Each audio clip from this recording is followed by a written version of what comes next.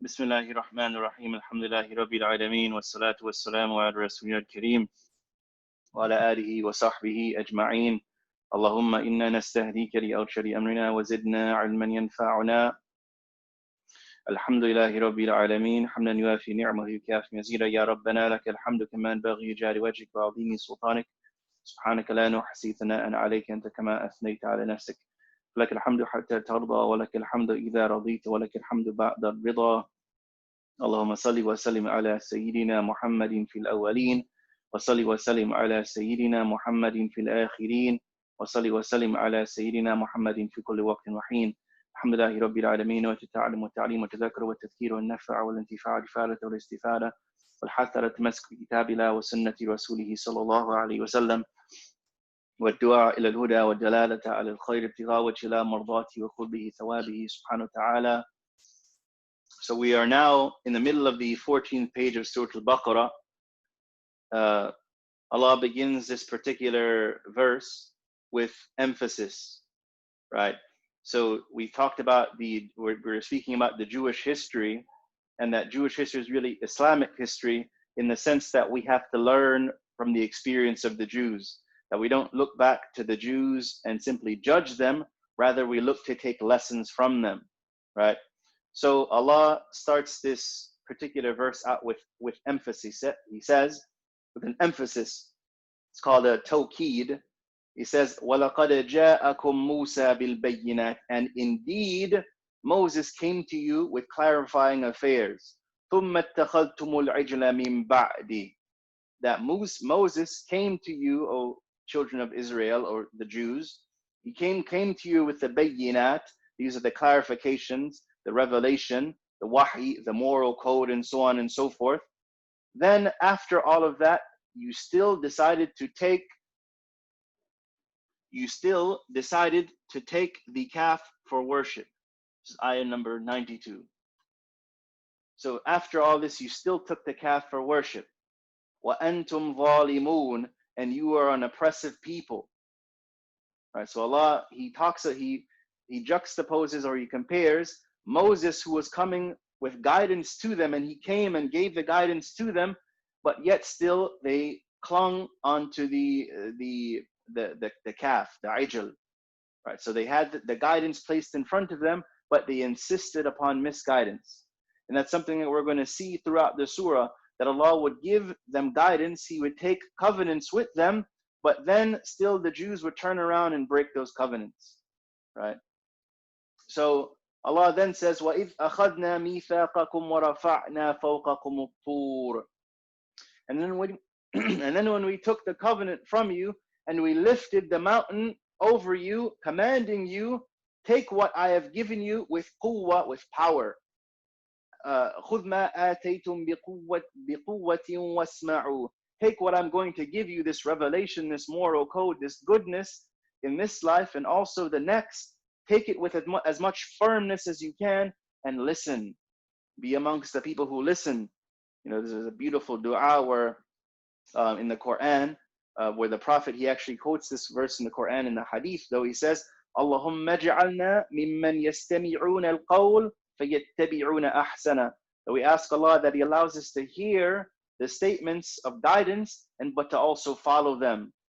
So the Jews, they would hear the guidance, but then we're going to see what they said, right? So the Jews would hear the guidance, and they were commanded to say, Sami'na wa ata'na, that we hear and we obey. But unfortunately, they twisted this and they perverted the statement. The Jews ended up saying, Sami'na wa asayna. Unfortunately, very, very sad reality, that they said, we hear and we disobey. They said this openly. So there was a mujahara, or they were basically were very, very apparent with their sin and their transgression. So Allah says, Yani, take what I've given you with power and firmness, and also listen. The Jews responded, قَالُوا سَمِعْنَا وَعَصَيْنَا, we hear and we disobey. وَأُشْرِبُوا فِي قُلُوبِهِمُ الْعِجْلِ بِكُفْرِهِمْ, and that the love for the calf really, really settled into their hearts because of their disbelief, right? So when they turned away from the guidance, basically Allah gave them enough rope that they could hang themselves with, right? Or enough, Allah basically gave them what they want. And it's a continued theme. Allah will offer guidance, and if people reject that guidance, then Allah will give them misguidance in its place. Allah will either give them misguidance or disputation. Right? Disputation, always arguing and looking to argue and counter and curse that person and so on and so forth. So we see this phenomena with the Jews. So they say we hear and we disobey. And when they insisted upon this, this is when their attachment to the ajal, it really grew to the extent that they took the calf as a god besides Allah. قُلْ بِئْسَ مَا يَأْمُرُكُمْ بِهِ إِيمَانُكُمْ إِن كُنتُم مُؤْمِنِينَ. That Allah says about them that your this iman that you claim is iman is not really iman, right? بِئْسَ مَا يَأْمُرُكُمْ بِهِ إِيمَانُكُمْ. That what your iman is commanding you to here, it's not really the real thing. It's not the real McCoy, right? إِن كُنتُم مُؤْمِنِينَ, if you're even believers at all. Right, so Allah is speaking directly to us here, saying, reflect upon what happened to the Jews, reflect upon how they went astray, and how you can avoid the same exact outcome as them. Allah continues now on page 15. So we're on page 15. Top of the page, Allah says, Qul, say, and of course Allah is speaking to the Prophet here, commanding him to say and proclaim. Right, so complain, or excuse me, proclaim this ayah, proclaim this word. قُلْ إِن كَانَتْ لَكُمُ الدَّارُ الْآخِرَةُ عِنْدَ اللَّهِ خَالِصَةً مِّن دُونِ النَّاسِ فَتَمَنَّوُا الْمَوْتَ إِن كُنتُمْ صَادِقِينَ. Right? So that so we have to give some background to this verse. So I'll translate, then I'll give the background, inshallah. There's a historical background here.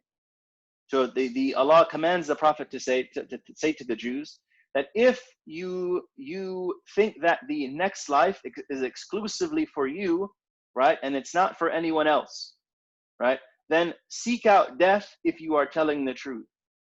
Right? That if you think the life, so the Jews, they have sometimes arrogant positions in their belief system where they think that they're better than everyone else simply because of their bloodline, right? This is something that Allah doesn't give regard to in the Quran. That if a person, for example, is of honored blood, then a person has to follow that with honored action. Right? So if you're honored in your blood, that you have to follow that up with honorable action. And that even if you're from a noble lineage, if you do wretched things and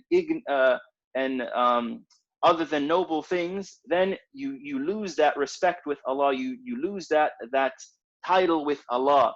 You may keep it amongst the people, but your status with Allah becomes, and it becomes something you're given a lesser status. Right. So the Jews in this particular regard, they would say that they have varying claims similar to this. So in this claim, of course, they're saying that the heaven, the Jannah, is only for us.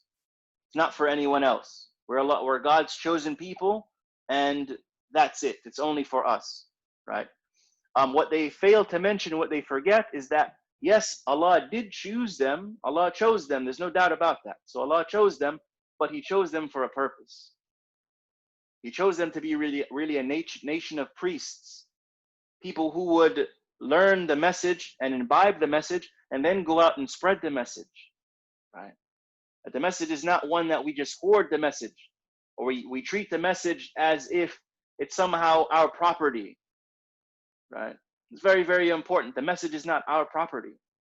Right? The Quran is not our property. Right? So, especially even the sha'a'ir of Allah, they're not anyone's property. Right? So, for example, even the Kaaba in Saudi Arabia, some people may claim the Kaaba, oh, it's ours because we are Saudi citizens. No, the Kaaba, it's a sign of Allah. It belongs to Allah. Right? And this, of course, applies to all of the houses of Allah. Right? But the Jews, they had these tendencies to say, we are the special people. Nobody else has any good in them. That we are the ultimate people. We are Allah's beloved ones. And we're going to see how Allah responds to these claims here right now, inshallah.